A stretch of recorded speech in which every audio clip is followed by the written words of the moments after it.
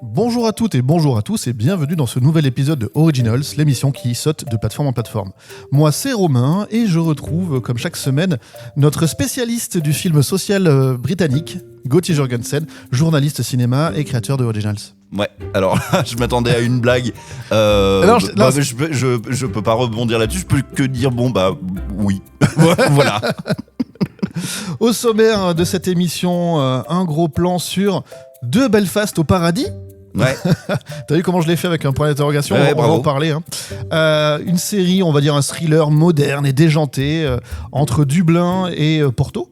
Vous retrouverez, enfin non pas Dublin, pardon, Belfast justement et Porto.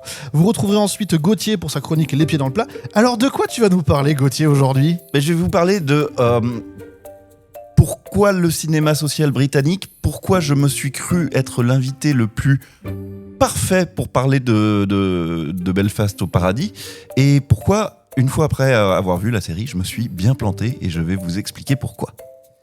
On fera ensuite l'agenda avec une sélection des sorties marquantes de la semaine. Mais tout de suite, ça vient de tomber, c'est les news. Vous écoutez Originals, l'émission qui saute de plateforme en plateforme en partenariat avec Cinématiseur. Petit mot aujourd'hui, je voulais remercier au nom de toute l'équipe tous nos auditeurs et auditrices réguliers, car on le voit, vous êtes nombreux et nombreuses à nous écouter dès le vendredi, dès que l'épisode sort, et voilà, petite dédicace à vous tous et toutes, parce que c'est vous qui nous faites vraiment le plus de retours en écoutant le fruit de notre travail. Absolument, même il y a 24 heures, j'ai reçu un petit mot d'un ancien camarade de la commission de classification qui s'appelle Nicolas et qui était très élogieux. Et vraiment, ça fait très plaisir. Avoir des retours, c'est génial. Et puis savoir que vous nous écoutez, c'est top. Donc merci. Quand ça arrivait sur Netflix, Apple TV+, Prime, Paramount+, quand même. Max, Arte, c'est pas et mal. la plus écrase tout le monde, Disney+. Moi, je crois à la complémentarité des plateformes. Tout ça, j'aime bien. Gauthier, ça vient de tomber. Ah, qu'est-ce que c'est? Eh ben, figure-toi que hier dans Paris, il y a eu une remise de prix. Parle-moi de cette remise de prix. Alors non, parle-moi de cette remise de prix. Oui, effectivement, on était à la Cinémathèque française et pour les prix du syndicat français de la critique de cinéma et de télévision.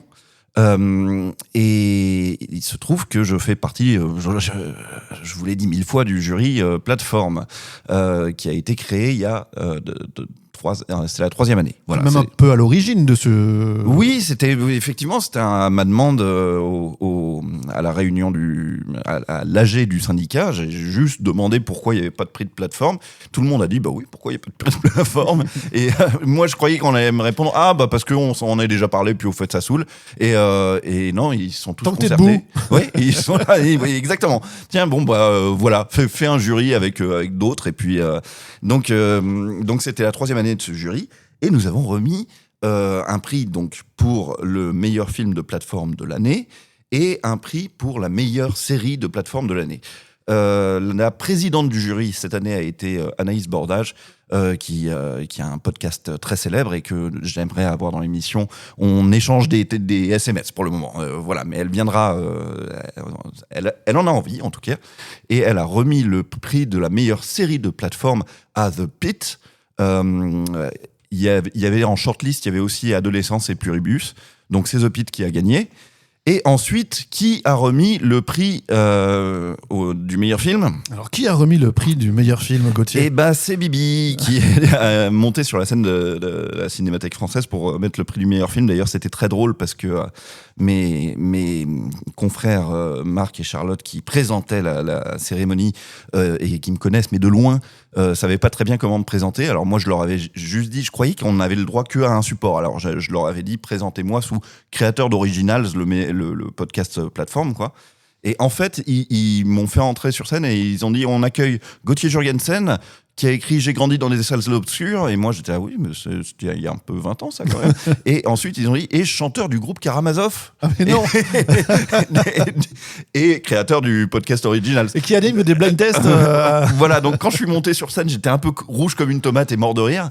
Et donc, à partir de là, on a pu remettre le prix du meilleur film de plateforme à House of Dynamite de Catherine Bigelow et était shortlisté Pavements sur Mubi, un faux documentaire sur un vrai groupe des années 90. Et il y avait aussi Nickel Boys, un film qui est un film sur la persécution des Afro-Américains dans les années 60, mais vu à la première personne. Deux très beaux films voilà, qui auraient mérité, mais bon, voilà, le trophée est allé à Catherine Bigelow qui nous a envoyé un petit mot et c'était chouette. Félicitations et donc bravo aux 2 lauréats. On rappelle le film de Catherine Bigelow qui s'appelle House of Dynamite et la série The Pit. The Pit et sur puis big up à Originals qui a été mentionné sur la scène de la Cinémathèque française. Et bisous à mes copains de Karamazov, groupe qui s'est éteint il y a longtemps. Faudrait une belle DeLorean là pour aller écouter du Karamazov en concert. Aïe, Gauthier, ça vient de tomber encore. Ah, bah, qu'est-ce que c'est qui tombe ? Figure-toi que la France va réformer son crédit d'impôt pour séduire les grosses productions internationales. à fait. On fait pas trop de news business, mais on va en faire une cette fois. Le but, c'est de redevenir un choix crédible pour les films et les séries à gros budget essentiellement. Voilà, c'est une révision en profondeur donc du crédit d'impôt pour les productions internationales. Ça s'appelle le TRIP. J'aime beaucoup ce nom. C'est l'acronyme si on récupère chaque lettre. Ben oui, parce qu'en fait, côté fiscal, même si on a de l'attrait au global, le pays, la France, commençait à perdre des points face notamment à l'Irlande ou la Belgique, ou même à certains pays en Europe de l'Est, comme la Hongrie, qui arrivent à se sortir un petit peu et à dragouiller les grosses productions, notamment américaines. Et il y a un remboursement donc de 30% des dépenses engagées en France et jusqu'à 40% avec les effets spéciaux s'ils sont faits en France, sur le territoire. Mais voilà, ça n'incluait pas les salaires des acteurs non européens et des actrices évidemment. Et bien maintenant, ça devrait changer. Puisque au Paris Image Showcase, Gaëtan Bruel, qui est président du CNC, a vraiment insisté sur l'urgence de cette réforme. On le sait notamment par Variety qui était sur place. Et du coup, c'est des changements qui sont indispensables pour que la France puisse attirer notamment les nouvelles productions à gros budget dans le schéma géopolitique actuel. D'accord, bah c'est super. Voilà, donc c'est une très bonne nouvelle. Crédit d'impôt pour le salaire de Tom Cruise s'ils font un nouveau Mission Impossible, par exemple. J'espère que ça sera attractif. Ça vient de tomber, Gauthier. Ah, qu'est-ce que c'est ? Alors c'est incroyable. Et ça va pas du tout t'intéresser. Mais si, c'est incroyable. Figure-toi que HBO, tu connais HBO ? Oui. Ouais, bon, HBO prépare une série qu'on nous dit événement. Et elle sera confiée à Craig Mazin, qui est le mec qui est derrière Tchernobyl et Last of Us. Oui, tout à fait. Ouais. Alors, pourquoi est-ce que c'est important de citer Craig Mazin, et notamment Last of Us ? Parce que c'est encore une adaptation de jeux vidéo. Oui, parce que pendant des dizaines d'années, les adaptations de jeux vidéo, ça a été un petit peu le parent pauvre des adaptations. Voilà. Et depuis une petite dizaine d'années, on a l'impression... Super Mario Bros. Voilà. Et depuis quelques temps, il semblerait qu'on ait enfin réussi à trouver la recette. Bah oui, on voit bien que The Last of Us et Fallout sont quand même des rendez-vous majeurs, quoi. Par exemple. Et cette fois, c'est un jeu vidéo, et pas des moindres, puisque c'est un jeu sorti en 2023, qui est un jeu qui se passe dans l'univers de Donjons et Dragons, donc on est sur l'Heroic Fantasy, et c'est ni plus ni moins qu'un jeu qui a eu 5 récompenses aux Game Awards, dont meilleur jeu, meilleur studio, enfin tout ce qu'on peut imaginer, le Big Five du jeu vidéo. Je crois que je vois où ça va. Je sais plus comment ça s'appelle, mais toi tu l'as fait. 15 millions de joueurs à travers le monde, succès critique et populaire massif. C'est le jeu Baldur's Gate 3 en l'occurrence. Petite info quand même, les créateurs du jeu ne seront pas considérés pour le projet. Ce sera plus les créateurs du jeu de rôle de Donjons et Dragons qui vont participer. Et Craig Mazin, lui, dit avoir passé plus de 1000 heures sur le jeu. Alors moi je l'ai fait, j'ai passé quand même 200 heures, c'est beaucoup. Lui, 1000 heures. Hein. Moi je crois que 170 heures sur Assassin's Creed Valhalla est mon record et je ne veux plus. En tout cas, voilà, c'est annoncé en grande pompe. C'est après Game of Thrones, tout le monde voulait son Game of Thrones. Prime a eu son Seigneur des Anneaux, même s'il est un peu bancal. Netflix a tenté avec son Witcher, même s'il était un peu bancal. Ouais, c'est ça. Et mais là, ce sera HBO. Alors la production HBO, c'est quand même toujours un petit peu plus glorieux. Oui. Voilà. Puis c'est eux qui ont The Last of Us déjà. C'est eux qui ont The Last of Us, c'est eux qui ont la suite de Game of Thrones, tout ça. Voilà, ce sera tout pour les news aujourd'hui. Je te propose d'enchaîner directement avec notre gros plan de la semaine.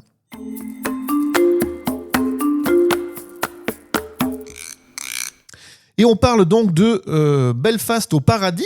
Je vais le faire comme ça jusqu'à ce qu'on l'explique. Une série britannique qui mêle comédie, drame et mystère. C'est sur Netflix, c'est 8 épisodes et c'est sorti hier, jeudi 12 février. Et ça ressemble à ça. Dear Saoirse, Dara and Robin, I have some terribly sad news. 1 second, my friend is dead. My friend is dead. What the fuck does he want? Greta needs us. She's out there somewhere. Are you fucking serious? Good evening, ladies. We have to hunt her down like a dog. So try girl power. Fuck girl power. Time for. We have a problem. We have to be discreet. Le pitch, donc, c'est 3 amis d'enfance originaires de Belfast qui sont devenus adultes et qui ont pris des trajectoires très différentes. Elles apprennent la mort d'une ancienne camarade avec qui elles s'étaient un peu brouillées et ce retour vers le passé déclenche une enquête intime qui les entraîne à travers toute l'Irlande, le Portugal, entre souvenirs enfouis et secrets persistants. Gauthier, outre un trio féminin assez incroyable, ça je le sais parce qu'on en a déjà parlé. Je vais pas te demander ce que t'en as pensé, mais je vais te demander pourquoi est-ce qu'on insiste comme ça sur le point d'interrogation du titre, puisque en VO, ça s'appelle pas du tout pareil, je crois. Non, et ouais, je t'en parlais la semaine dernière parce que ça m'agace un petit peu. Je trouve que c'est une erreur de traduction, mais c'est pas grave. Le titre en VO, c'est How to Get to Heaven When You're From Belfast, je crois, et on l'a traduit par De Belfast au paradis, avec ce point d'interrogation tout chelou à la fin. C'est juste que How to Get to Heaven When You're From Belfast est une construction de phrase qui n'est pas une question. C'est sous-entendu petit manuel pour se rendre au paradis quand on vient de Belfast. Voilà, c'est la méthode, quoi. Les routes du paradis auraient été un meilleur titre, mais c'était déjà pris. Oui, peut-être. Mais enfin, c'est vraiment how to implique une méthodologie. Petit manuel de... Voilà, ouais, exactement. Et là, de Belfast au paradis, on a l'impression qu'ils n'ont pas compris que le how était pas le début d'une question. Et du coup, ça veut rien dire de Belfast au paradis.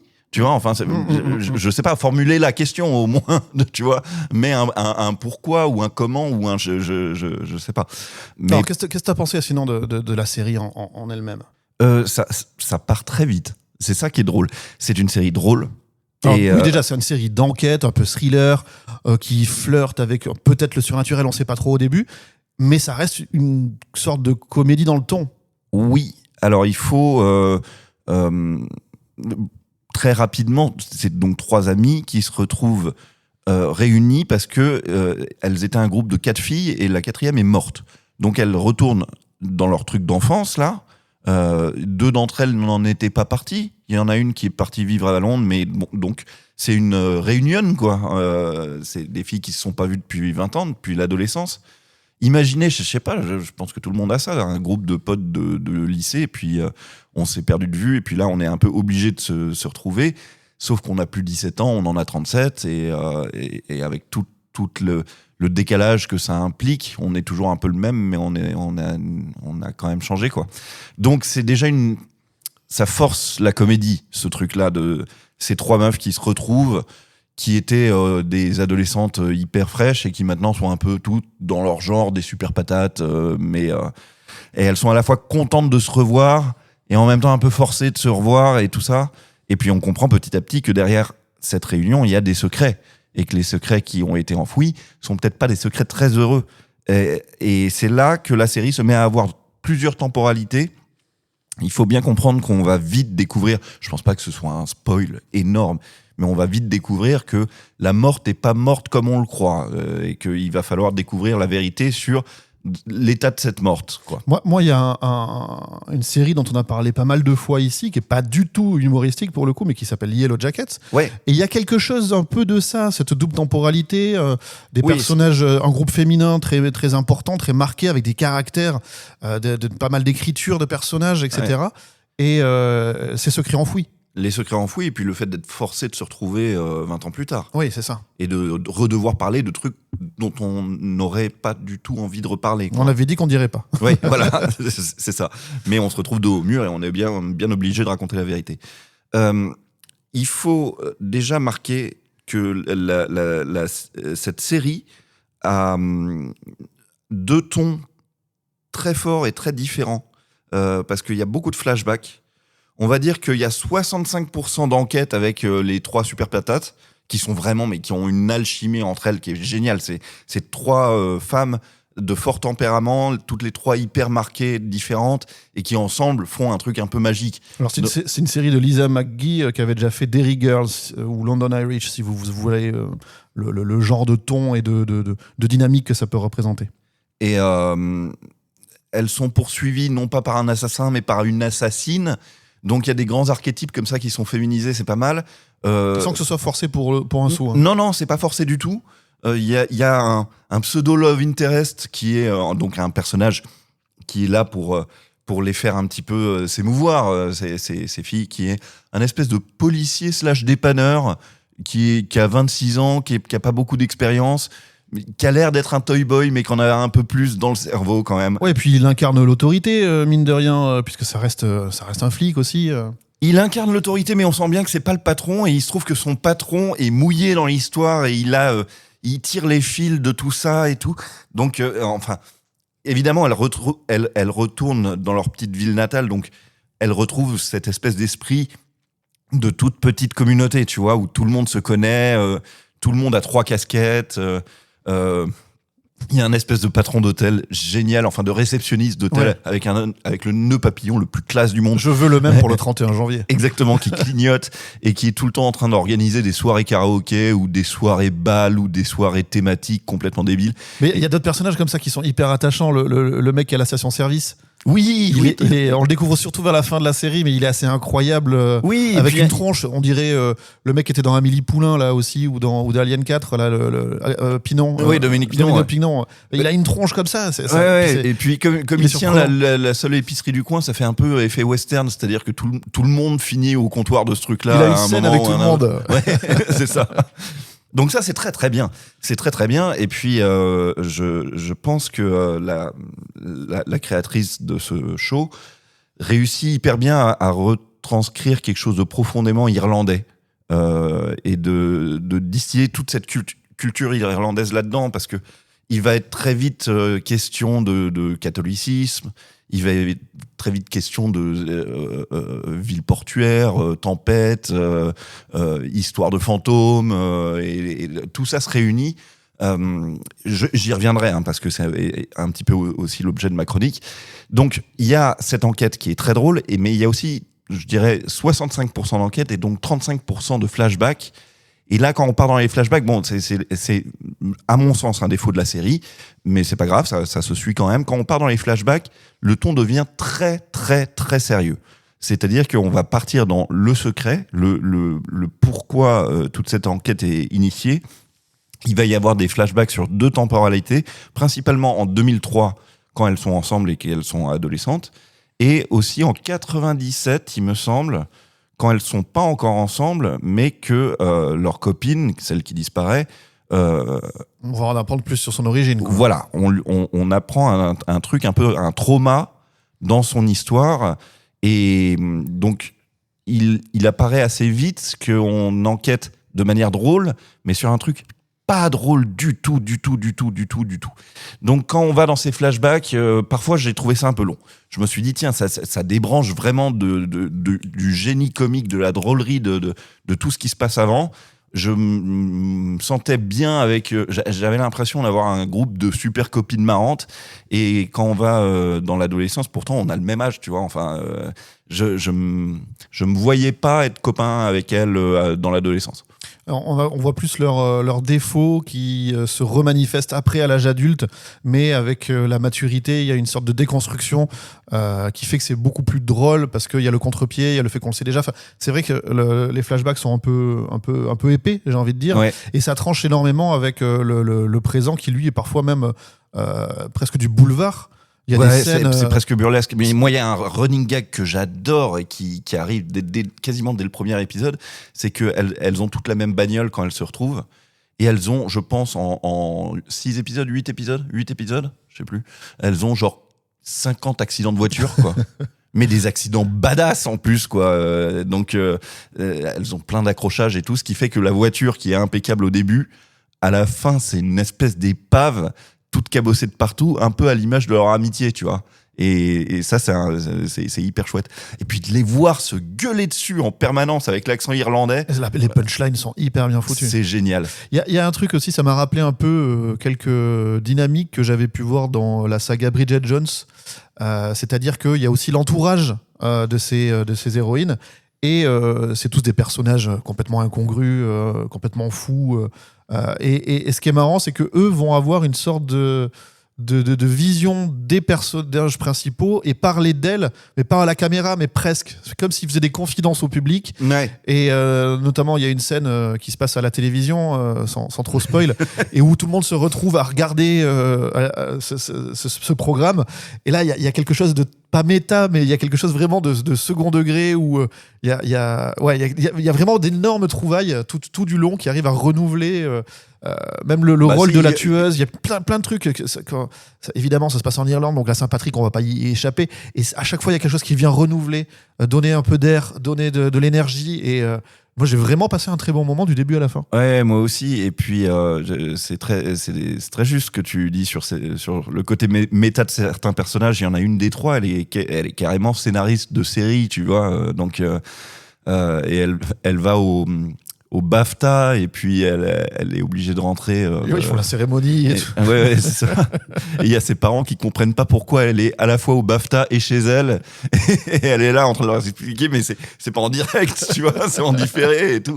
Et il y en a une autre qui est hyper bien écrite, c'est un personnage lesbien, sauf que elle est aussi lesbienne qu'irlandaise. Donc, qui dit irlandaise dit super catho judéo-chrétienne.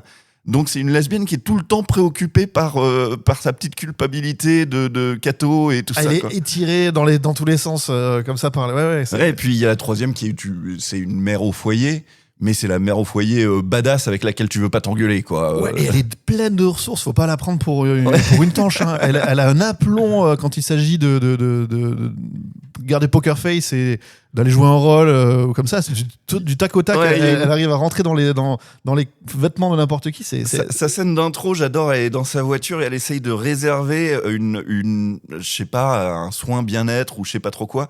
Et il y a ces gosses qui sont insupportables à l'arrière. Et elle finit par dire à la meuf au téléphone, ne quittez pas. Et là, tu te dis, oh merde, oh ça va chier. Donc voilà, vous avez compris qu'on était assez fans. Voilà, il y a quelques petites longueurs, comme tu disais. Toi, tu les as ressenties sur les flashbacks. Moi, je les ai plutôt ressenties sur les 2 derniers épisodes. Je trouve qu'une fois que les fils sont tirés jusqu'au bout, on voit l'écriture en mode on a peut-être un truc, on va mettre des choses sous le piano histoire que si jamais ça plaît on fasse une saison 2. Tu vois arriver comme ça, mais ça n'empêche pas qu'il y a des retournements de situation qui sont plutôt bien vus, avec encore une fois beaucoup d'humanité dans tout ça. Oui, et puis j'ai trouvé le payoff, on va pas vous révéler ça serait affreux, mais le secret final, une fois qu'il est dévoilé, tu te dis ah ok, bon ça valait le coup d'attendre finalement. Je trouve simplement qu'on passe par beaucoup de circonvolutions pour arriver à ce dénouement. Et puis, il y a, juste pour terminer aussi, il y a des personnages dont on n'a pas parlé, mais qui sont complètement fous, on dirait du Tarantino. On a une tueuse habillée en petite loli. Oui. Je sais pas comment on pourrait dire, mais qui a l'air d'être complètement starbée. Une Harley tout le Quinn, temps. quoi. Ouais. Une sorte de voilà. Oui, c'est une Harley Quinn. Ouais, c'est une Harley Quinn, et à côté de ça, on a genre l'infirmière tueuse. Ouais. Il y a des personnages qui sourit jamais. Limite, on lui mettait un bandeau sur l'œil, on y croit, quoi. Ouais, exactement. Ouais. Donc voilà, il y a plein de personnages, une galerie assez chargée. C'est habile la plupart du temps. Ouais, puis même un détour. Il y a un moment où la série fait un détour par le Portugal. Tu vois, même si tout ça parle beaucoup d'Irlande, on n'est pas coincé en Irlande. Au début, on va à Londres, on fait des allées et venues. Il y a beaucoup d'allers-retours dans... Ouais, et ça me faisait marrer le Portugal parce que je me disais, c'est un peu vrai que l'Irlande est est à la Grande-Bretagne ce que le Portugal est à l'Espagne, hein, un petit peu, tu vois, une espèce de... Tu crois que c'est tous les mêmes. C'est à l'ouest. Et en fait, non, c'est très culturellement différent. Alors ça s'appelle donc De Belfast au paradis. C'est disponible. N'oubliez pas le point d'interrogation. Depuis hier, donc jeudi sur Netflix. Voilà, c'est une recommandation Originals. Gauthier, cette série t'a inspiré. Son sujet, sa situation géographique, et t'avais envie de mettre les pieds dans le plat. Toup. Voilà. En douce, j'essaye de te faire les génériques moi-même. Alors, Gauthier, vers où tu nous emmènes cette semaine ? On va dire les vrais trucs. On va dire les vrais trucs sur un cliché que j'ai eu quand j'ai découvert la bande-annonce de Belfast au paradis. Je me suis dit, un truc de Glawish avec des accents de Glawish, ça va être trop bien, ça c'est pour moi, c'est pile mon créneau, réalisme social, je sais pas trop quoi. Pas du tout. Pas du tout, parce que alors ils ont fait une guerre très longue pour dire qu'ils étaient pas Glawish du tout, les Irlandais. Et c'est là que je vais aller. Si tu veux, quand moi je suis un petit peu comme un poisson dans l'eau dans ma spécialité, c'est quand je regarde des films de Ken Loach, c'est quand je regarde certains films de Mike Leigh, c'est quand je regarde The Full Monty d'une certaine manière, ou des choses comme ça, Billy Elliot, qui sont des films un peu plus fabriqués, des films de studio. Joue là comme Beckham. Oui, éventuellement, si tu veux, mais c'est pareil, c'était déjà le moment où on avait identifié qu'il y avait un marché et donc les studios s'étaient mis sur le créneau. Donc il faut revenir un peu en arrière pour en voir des vrais, des purs sucres et tout ça. Mais si tu veux, l'idée c'est que quand Ken Loach il part en Irlande pour faire un film du style Le Vent se lève, qui avait eu la Palme d'Or en 2006, qui traite de l'oppression britannique sur les Irlandais et de la guerre que ça va engendrer, il le fait à la manière de Ken Loach, donc là on est dans le réalisme social britannique complet. Mais quand ça devient de Belfast au paradis, c'est très très différent, et tu vois bien que c'est un regard irlandais sur une culture irlandaise, et que les vibes de là-bas n'ont rien à voir avec les vibes britanniques. Déjà, on n'est pas du tout dans un réalisme social avec ce truc-là, on est beaucoup plus dans un thriller / comédie parodique, etc. Et puis, il y a une volonté assumée d'aller faire des détours dans tout ce qui est culturellement très irlandais. Tout de suite, on est frappé d'ailleurs par les paysages un peu vallonnants, comme ça, hyper verts, ces grandes traversées vertes là qu'elles font en voiture. Tout de suite, c'est presque une carte postale, on a envie d'y aller. Et puis, on voit bien que en Angleterre, il pleut. En Irlande, ça a l'air d'être un autre délire. Hein. On est sur un autre délire de météo, quoi. Il pleut, mais à l'horizontale. Oui, voilà. Parce qu'il y a du vent aussi. On voit que, on le sait déjà que chez les Anglais, la présence de la mer, parce que c'est une île, ça a une influence sur le fait d'être pêcheur et sur ton rapport au bateau, etc. En Irlande, encore plus, tu vois. Un mec sur deux que tu croises, il est pêcheur, quoi. Pêcheur / policier / dépanneur / mécanicien, exactement, quoi. Druide. Et puis t'es frappé par des statues de saints sur le bord de la route, la présence des églises, la religion qui pour le coup c'est des vrais cathos, quoi, les Irlandais.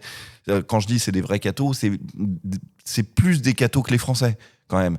Nous, on n'est pas en train de transporter notre religion avec nous tout le temps, quoi. Il y a un rapport un peu avec, comme en Espagne, quand tu vois les fêtes religieuses à Pâques, où il y a ces gens avec ces costumes qui portent des chars énormes, exactement, etc. ouais. Tu vois, il y a la pratique et ça, c'est la Semana Santa, de la religion, et enfin voilà, les gens sont pratiques en plus. Ah, absolument. Puis ils ont des traumatismes qui sont encore récents. Si tu veux, les scandales des couvents de Marie-Madeleine, c'est un truc des années 90, tu vois. Et c'est une alu de criminalité, de maltraitance et tout ça. Et tu te dis, ça, c'est de la religion catholique, et c'est il y a 30 ans. Il y a juste 30 ans, quoi. Ils ont aussi tout un passif, évidemment, de traumatisme par rapport au terrorisme et tout ça. Il y a une scène qui est tellement drôle, où elles font un tout petit happening dans une église. elles arrivent masquées dans une église pour je sais plus quelle raison. Elles veulent pas se faire reconnaître parce que je sais plus quoi, mais elles veulent s'assurer que c'est bien l'enterrement de leur copine. Donc elles arrivent masquées et tout de suite, évidemment, ça choque tout le monde et on les soupçonne d'être terroristes. Et elles répondent tout ça parce qu'on est irlandaises. C'est tellement marrant. Donc il y a tous ces éléments d'une culture très particulière qui sont réunis dans cette série. On ne dévoile pas la nature scénaristique de la dernière scène, mais tout ça se passe dans des dolmens et tout. D'ailleurs, Oui, il y a le petit peuple qui est toujours un peu là derrière. oui, et puis la série est en anglais avec un très très très fort et charmant accent irlandais poussé au maximum, mais parfois on revient au gaélique. Ça s'entend, surtout dans les flashbacks. Hein. Et surtout, il y a des personnages qui le parlent, d'autres non, donc c'est aussi Exactement. une façon de faire passer des idées. Au début, on est dans l'Irlande du Nord, on passe dans l'Irlande du Sud, on voit comment territorialement et juridiquement c'est compliqué pour les policiers d'Irlande du Nord d'arriver en Irlande du Sud et de continuer leurs enquêtes et tout ça. Donc c'est plein de choses dont moi je suis absolument pas spécialiste là pour le coup, et donc on aurait peut-être bien fait d'inviter quelqu'un qui connaît un peu mieux le sujet que moi. Donc moi j'étais parti genre des Glaouish, ce sont pas du tout des Glaouish, ce sont des Irlandais. Moi, c'est très très important. Quand je vivais en Angleterre, j'ai eu le malheur un jour j'avais sympathisé avec un barman qui était irlandais, enfin, il est toujours d'ailleurs, hein, je lui souhaite. Et je lui dis mais you British, alors non. Tu sais, ça m'avait ça a failli être la fin de notre amitié, quoi. Mais vraiment. Hein. Il y avait eu un qualificatif pour la Coupe du Monde en 2009. C'était un France-Irlande qui est resté très célèbre parce que la main de Thierry Henry, tout ça. Et pendant ce match, il y avait un des commentateurs français qui avait dit la balle revient aux Britanniques. Et moi j'étais là, mais gars. C'est pas des Britanniques, ils ont fait une guerre pour ça. Donc oui. C'est comme si on faisait un match contre l'Algérie et puis les Algériens reprennent le ballon et la balle revient aux Français. Ouais, non. Hein. Non, ça se passe pas comme ça. En tout cas, voilà, merci beaucoup Gauthier. Je te propose d'enchaîner. Merci à toi. Avec la dernière partie de notre émission, c'est l'agenda. Toum, toum, toum, toum, toum.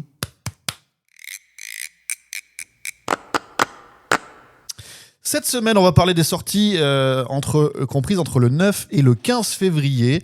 Et ça commence depuis mercredi dernier, 11 février, sur Prime Video, une série, c'est une saison 2 qui s'appelle Cross, en 8 épisodes. C'est une série policière, adaptation de l'univers de Alex Cross. Ah oui. Je vois qui c'est ce personnage. Ouais. Donc voilà, ça poursuit l'exploration du célèbre profiler face à évidemment de nouvelles affaires criminelles. Cette fois, notre profiler criminel et enquêteur replonge dans les affaires complexes et qui mêlent toujours psychologie, violence et enjeux personnels, puisque le côté personnel est travaillé en parallèle des enquêtes. Et cette nouvelle saison accentue la pression autour du héros, alors que ses méthodes sont de plus en plus exposées. Thriller paranoïaque, tout ça, un peu. C'est Aldis Hodge qui est le visage de Alex Cross et qui porte vraiment la série sur ses épaules. Alors moi j'en avais vu une version cinématographique en 2010 il me semble, mais je me souviens plus qui était dans le premier rôle. En tout cas je me souviens juste que c'était très très mauvais. Donc j'espère que cette série est bien meilleure. Saison 2, donc ça a tenu la première vague. Le même jour, sur Netflix, vous aviez deux salles, deux ambiances, j'ai envie de dire. Les Enfants de Plomb. Les Enfants de Plomb, c'est une série en 6 épisodes, mais alors là, on est sur une série dramatique polonaise inspirée de faits réels. Et donc, quand tu entends le titre, tu sais que ça va pas être très très sympa. Parce qu'on va revenir sur un scandale sanitaire qui est survenu dans la Silésie industrielle des années 70, en polonais. Ouais. Attention, tu voulais du réalisme social, là tu vas en avoir. Il n'est pas britannique celui-là, puisqu'on est donc dans la Silésie industrielle des années 70. Et une jeune médecin découvre que de nombreux enfants souffrent d'intoxication au plomb liée à l'activité sur la ville d'une fonderie. Et évidemment, elle est déterminée à les protéger et va devoir affronter la pression politique, le silence imposé autour du scandale sanitaire, et etc. Donc tu prends le scénario de on veut pas qu'il y ait des vagues des Dents de la Mer. Ouais. et tu le mets dans un contexte de drame social, sanitaire, en polonais, dans les années 70, ça veut dire qu'il y aura de la moquette sur les murs. Oui, puis ça m'étonne pas trop qu'on fasse boire du plomb à des enfants dans les années 70. C'était les années 70. T'as pas pris ton goûter ? Oui, on leur fumait dessus et tout ça. Aujourd'hui, 2 sorties. Il y en a une sur Prime. Voilà, évidemment, demain, c'est la Saint-Valentin. Donc, un petit film romantique young adult qui est une coproduction américano-italienne, tournée en anglais, ceci dit, et c'est adapté d'un best-seller qui était sur Wattpad. Ça s'appelle Love Me, Love Me. Alors, Gauthier, je résiste pas à l'idée de te faire le pitch. Ouais. Après la mort de son frère, June part étudier dans un prestigieux lycée italien pour se reconstruire. Entre un élève modèle rassurant et son ami plus sombre, lié à des combats clandestins, elle découvre que chacun cache ses secrets et que ses sentiments deviennent impossibles à ignorer. Si avec ça, je vous ai pas donné envie... Non, tu le fais très bien. Et Ouais. puis en plus, pour des raisons professionnelles qui concernent le prochain enregistrement, je pense, je suis en train de me farcir Heated Rivalry. Donc là, en ce moment, les gens qui se regardent et qui sont troublés, c'est mon Alors, quotidien. C'est quand même réalisé par Roger Campbell, c'est le monsieur qui avait refait Cruel Intention, Sex Intention en français, et voilà. Bon, voilà, on n'en Voilà. dira pas plus. Qu'est-ce qu'on a d'autre alors le 13 février toujours, donc aujourd'hui, il y a un truc. Je sais pas si c'est bien, mais il y a un truc. C'est important de le noter. Puisqu'on a eu des Ryan Murphy, on en a parlé plein de fois, mais là, il a la production d'une nouvelle série, d'un nouveau format d'anthologie. D'accord. On a eu American Horror Story, on a eu American Crime Story, Ouais. on a eu American... qu'est-ce qu'on a eu d'autre Monster Ouais. sur Netflix. Et bien là, c'est une nouvelle série, mais qui est Love. Oui, c'est ce que j'allais dire en plus. J'allais piffer American Love Story. Exact. Alors, il n'y a pas American devant, c'est juste Love Story. D'accord. Et chaque saison va revenir sur une histoire d'amour qui a eu des ramifications importantes. Cette fois, c'est JFK Marilyn Monroe. Junior et Caroline Bessette. Ok. Voilà. Nul, nul, Gauthier. Trop vite. Donc une série dramatique biographique, format anthologie limité. L'histoire, c'est quoi ? Ça va retracer la relation entre John F. Kennedy Jr., figure médiatique et héritière d'une dynastie politique, évidemment, et Caroline Bessette, qui était une professionnelle de la mode devenue icône publique. Et la série revient sur leur histoire d'amour, scrutée par les médias, fragilisée par la célébrité, et voilà, qui se déploie entre passion et pression et regard du public. Alors, j'ai presque envie de te dire, tiens, on va jouer à ça pendant 2 minutes, parce qu'on les a. On peut piffer d'autres couples pour d'autres saisons. Ouais, je dis juste avant que c'est emmené par Sarah Pidgeon, Paul Anthony Kelly et Naomi Watts. Ok. Voilà. Ah, bien, Voilà. bien. Donc t'avais qui ? Alors évidemment JFK Marilyn, Ouais, moi je me disais... Clinton et Monica Lewinsky. Pardon. C'est nul qu'on fasse encore des blagues si longtemps après. Pardon. Non, une vraie histoire d'amour, un truc voilà. Moi je me disais Richard Burton et Elizabeth Taylor, peut-être, pourquoi pas. Ouais, parce que là ça a été des remariages, C'est des ça. portes qui claquent, des. Exactement. Ouais, c'est pas Et mal. je me disais, c'est tout con, mais ça pourrait être sympa de faire Brad Pitt, Angelina Jolie, tu vois. Ouais. Mais par contre Johnny Depp et Amber Heard, c'est pas très marrant. Non, ça c'est non, c'est nul. Qu'est-ce qu'on a d'autre Alors j'ai fait une petite exception, ça sort lundi, c'est le 16. Ça s'appelle Chocolat amer, on est sur la saison 2, c'est sur HBO. Ce sera 6 épisodes et je vous en parle parce que c'est un peu la season finale. Il n'y aura pas d'autres... Ça boucle là. Ça boucle là, donc une série dramatique romantique mexicaine qui est adaptée du roman culte Como agua para chocolate. Voilà. Donc, dans le Mexique révolutionnaire, Tita tente de reconstruire sa vie après les drames familiaux et trouve auprès du Dr Brown l'espoir d'un futur plus apaisé. Mais le retour de Pedro ravive une passion interdite confrontée aux traditions, aux secrets et aux bouleversements sociaux qui menacent leur liberté. J'étais obligé de le mettre là pour qu'on fasse un petit sandwich entre voilà. Est-ce qu'il y a Zapata qui intervient à un moment? Alors, je sais, non, je crois pas. Vive la révolution. Tout à fait. Sinon, en vrac, on a l'arrivée de l'intégrale de Lost sur Prime Video, 6 saisons. L'intégrale de Falling Skies avec Noah Wyle, dont on avait parlé à l'occasion de The Pit. Pareil, l'intégrale, donc 1 à 5. Et sur Disney+, vous avez aussi la saison 2 de Paradise. Voilà. Super. Ce sera tout pour les sorties cette semaine. Et on va se quitter là-dessus aujourd'hui. C'était donc Original saison 2, épisode 23. On remercie notre partenaire Cinéma Teaser, bien sûr, pour sa confiance et son soutien. Merci les copains. Ainsi que Magic Andou à la prod. Merci Andou. Et nous, on se retrouve vendredi prochain à 17h pour toujours plus d'actu ciné, séries, doc ou animés et toujours plus de créations originales. Bye bye. Big up, bye bye.